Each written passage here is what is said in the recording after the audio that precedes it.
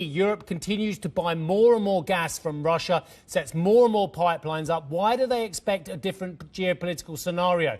The more gas we buy from Russia, the greater hold that gives them on the European economy, doesn't it, Simon? Yes, and diversification of energy is perhaps easier said than done, particularly now with energy transition at such a high. We've been dropping out other energy resources out of concern for climate change and putting ourselves more reliant on that gas basket. There are options out there, but none are easy and none are cheap. Yeah, and I remember, as you do, that extraordinarily awkward conversation between the former president, Mr. Trump, and Jens Stoltenberg as well, where he bemoaned and berated Germany for their policy on Russian gas compared with his perhaps slightly more expensive LNG as well. How unrealistic, and just explain to our viewers how unrealistic it is replacing Russian gas at the same price, importantly, with imported US LNG?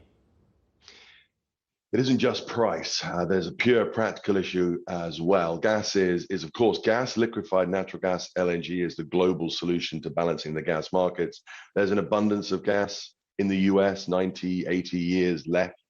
In theory, that can be liquefied, put on boats and moved anywhere in the world, but there is a capacity constraint, the capacity to turn that gas into liquid. This last year, ahead of any of the Ukrainian tensions, the Russian tensions, that's been close to maxed out at a time the rest of the world was struggling to produce. And that's really been evident, talking of price, in a dislocation between US prices and Europeans. Much of the price movement in the US is dictated by local affairs because only a limited amount can reach the rest of the world, can reach Europe. And Europe has constraints as well. When that liquid gas arrives, it needs to be regasified. Those limits, although we have a little bit of capacity, we're closer than we have been as this tension builds. And Europe in January is certainly bringing in record amounts of LNG. It isn't as simple as turning a spigot on and seeing that gas arrive.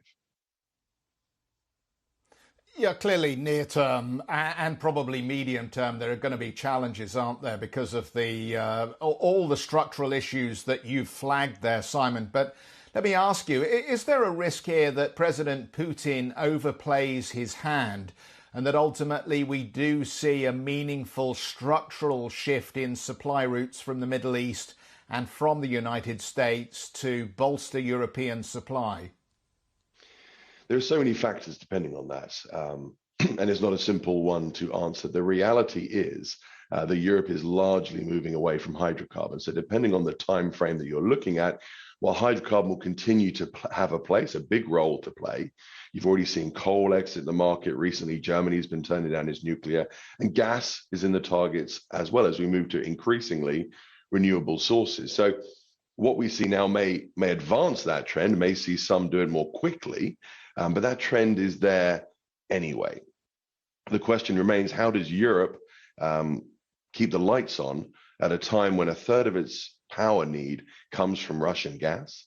One in three molecules that we burn comes from Russia. There aren't a lot of short-term solutions. Certainly, renewables aren't necessarily a short-term solution. They're missing flexibility, they're missing storage, and there are other things. It isn't purely saying US LNG, Middle East LNG fills the gap.